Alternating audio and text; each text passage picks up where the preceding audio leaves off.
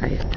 Ya. Ya está filmando. Ya está filmando. Esta es la partida de bautismo. Aquí fue bautizado en la iglesia del Santo Ángel Custodio cerca del Museo de la Revolución con el nombre de José Julián Martí Pérez y nace el 28 de enero de 1853. Esta es la casa natal, antigua calle de Paula, actualmente calle Leonor Pérez en homenaje a la madre de José Martí.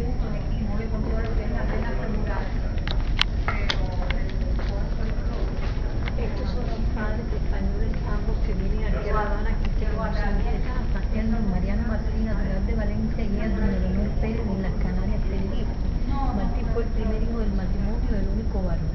Después le sucedieron 7 hembras, 2 murieron siendo muy pequeñitas, y nosotros conservamos el retrato de estas padres. Esta es la foto más antigua que se conserva del joven. Esta medalla se dice que fue obtenida por los buenos resultados académicos. Y esta es la carta más antigua escrita por 9 años de edad. Debido a su excelente caligrafía, ayuda a su padre a redactar documentos oficiales. Esta carta es enviada de La Habana, actualmente en la provincia de Matanza. Allí en La Habana es que por primera vez estaría en contacto con los horrores del sistema esclavista, y años más tarde nos reflejaría en su libro de poemas Versos Sencillos. Aquí tenemos a su amigo Fermín Valdés Domínguez, al cual conoce desde la infancia, y su maestro y guía espiritual Rafael María de Mendívil, que costea los estudios de Martí hasta el bachillerato y sigue su formación desde el punto de vista patriótico, porque él es un criollo de ideas independentistas, y esto influyendo en la conciencia del joven José Martí. Este es uno de los primeros artículos de corte político escritos por Martí con 15 años de edad.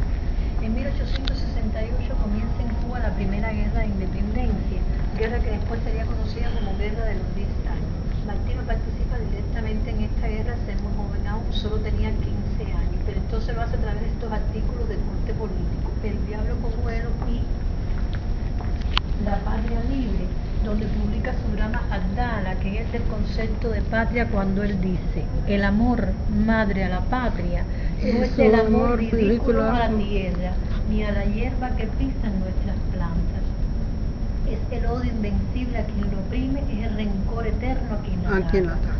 Aquí están representados los sucesos del teatro de Villanueva. En este teatro, durante la función Se dan vivas a la independencia, Carlos Manuel de Céspedes, penetran los voluntarios, ocasionan una matanza, vejan a mujeres y a niños. Vinculados con los sucesos del teatro de Villanueva es desterrado Rafael María de Mendívil, el profesor. Y poco tiempo después, los voluntarios penetran en la casa de Fermín Valdés Domínguez. Hay una carta firmada por Fermín Valdés Domínguez y por el joven José Martí, en la que acusan a un condiscípulo de apostasía por haberse alistado al cuerpo de voluntarios y le incitan a la deserción. Esta carta es recogida, a los pocos meses son llevados a juicio. Ellos eran de letras muy semejantes, pero en el propio juicio Martí reclama para sí la paternidad de la carta y el derecho de Cuba a su independencia. Esto trae por consecuencia que lo condenen a 6 años de prisión, de trabajo forzado en las canteras de San Lázaro, y a Fermín Valdés Domínguez 6 meses de arresto en la cabaña. Este es el expediente carcelario de José Martí, ingresa a la prisión como el número 113 de la primera brigada de Blanco. Y aquí pueden ver cómo lo visten con las ropas de preso, le atan un grillete a la pierna derecha unido a la cintura por una cadena y le cortan el pelo. Esta locura del sombrero era para diferenciar a los presos políticos de los presos comunes. Esta es una foto que le envía a su mamá, en la que por detrás le pone: mírame madre, Y por amor no yo lloré. Si esclavo de mi edad y mi doctrina, tu mártir corazón llené de espinas, Piensa que nacen entre espinas flores. La salud del joven se comienza a deteriorar, los padres comienzan a hacer gestiones ante las autoridades coloniales españolas para tratar de atenuar la pena del adolescente, y finalmente logran que le sea concedido el indulto y partiría para España en 1871. Para acá.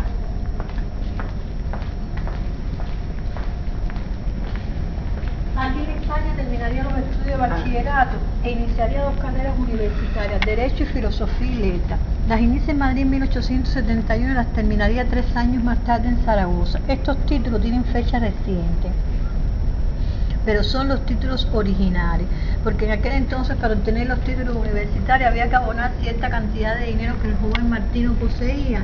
Nunca pudo obtenerlos, nunca pudo ejercer como abogado. Entonces en 1995, con motivo del centenario de la caída en combate de José Martí, el rector de la Universidad de Zaragoza, en una especie de homenaje póstumo, extendió los títulos de honor que han memoriado.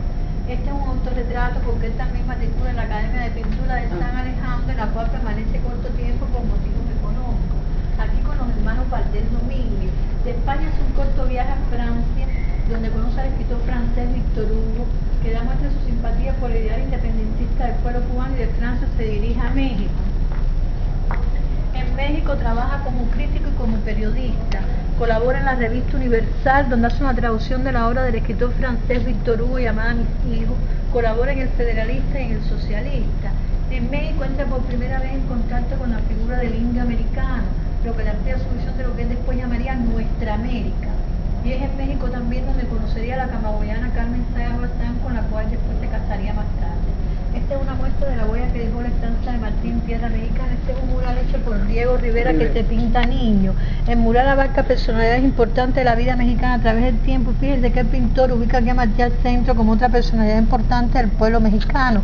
Este es Diego Frida Kahlo, José Martí, la esposa del caudillo militar Porfirio Díaz y la hijastra de este caudillo militar.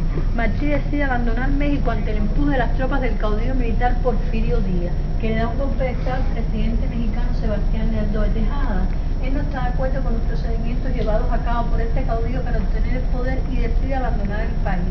Hace una estancia semiclandestina en La Habana, utilizando su segundo nombre y su segundo apellido, Julián Pérez, con el objetivo de resolver el alojamiento a la familia y empleo al padre. Estos ambos objetivos regresa, se despide de la familia y parte para Guatemala.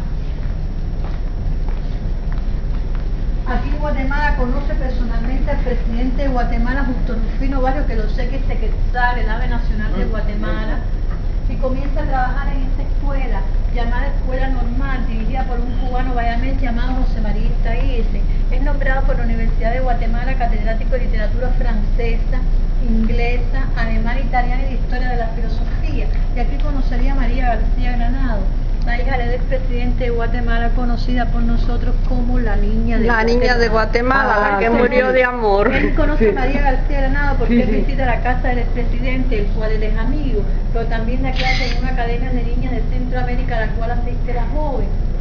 Ella tenía 18 años de edad y se enamora del profesor, pero él le había dado palabra de matrimonio a Carmen Sáenz Bastán.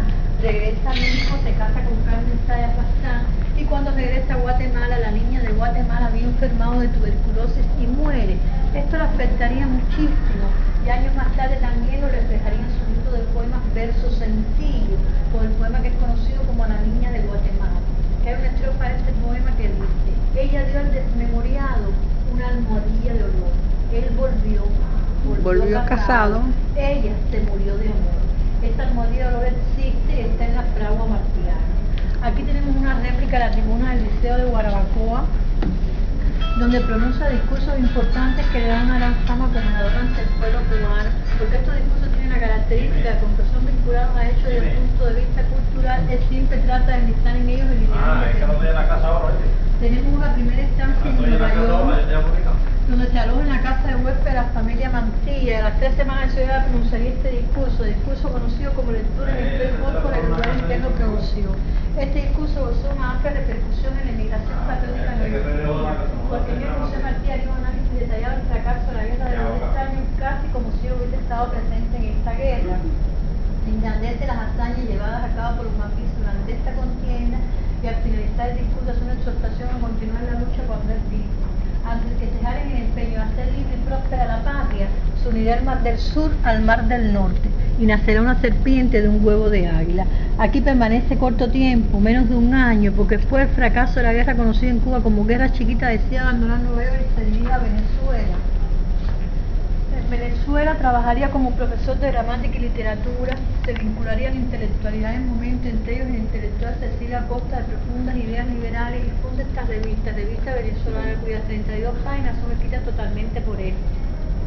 Esta revista solamente conocería 2 números, porque en el segundo número José Martí publicaría un artículo en homenaje a este intelectual recientemente fallecido. Esto fue mal visto por el dictador que en aquel entonces gobernaba el país, que le envía a través de eso de acá un mensaje que dice: José Martí, que se retracta del escrito o debe abandonar Venezuela. Y por supuesto José Martí no se retractó de lo que había escrito, decide abandonar Venezuela y se dirige hacia Nueva York, donde permanece los 15 últimos años de su vida. Aquí tenemos un dibujo realizado por José Martí. Tenemos la figura de Simón Bolívar, al cual admiró muchísimo. Él fue un seguidor de las ideas de Simón Bolívar. Esto es un autorretrato y estos son dibujos de piezas arqueológicas. En su segunda estancia en Nueva York, que como les expliqué consta de 15 años, debido al gran prestigio político e intelectual adquirido, es nombrado cónsul de 3 repúblicas: Uruguay, Paraguay, Argentina. Aquí tenemos dos nombramientos, el de Argentina y el de Paraguay. Tenemos otro autorretrato, miren el nombramiento de Argentina. Acá, firmando. Su segunda estancia en Nueva York. Ahí va.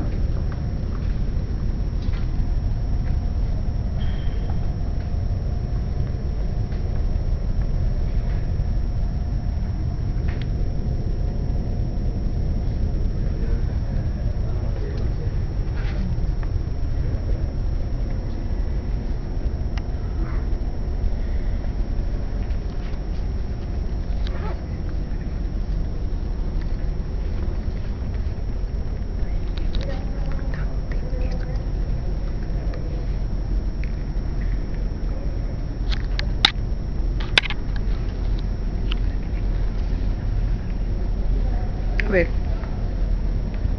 Seguí para allá. Su segunda estancia en Nueva York marca su plenitud, su madurez como escritor desde el punto de vista literario. En esta época es publicado El Ismaelillo, libro de poemas dedicado al hijo, que consta de 15 poemas que se consideran dentro del campo de las letras, iniciador del movimiento conocido como movimiento modernista, el poemario Versos Sencillos y la revista infantil para niños La Edad de Oro. Revista infantil mensual, que solamente conoce 4 números, porque en el 4º número el editor propietario le dice a José Martí que debe enseñar a los niños el temor a Dios. Martí no está de acuerdo con esto y rompe con este contrato, por lo cual solo aparecen 4 números que después son editados en forma de libro, y constituye hoy uno de los libros más importantes escritos para los niños en lengua española. Aquí lo tenemos con su hijo José Francisco, y aquí con su hijada María Mantilla, la que ella querer como una hija. Y esta es la única foto que se conserva de José Martí con una semisonrisa, porque en la restante él aparece serio. Esta es la primera sala del museo, que es la primera punta de una estrella, porque el museo tiene forma estrella de 5 puntas, símbolo de la libertad. Vamos para empezar. Rosy. ¿Sí? Ahí está. Ya esa. Eso.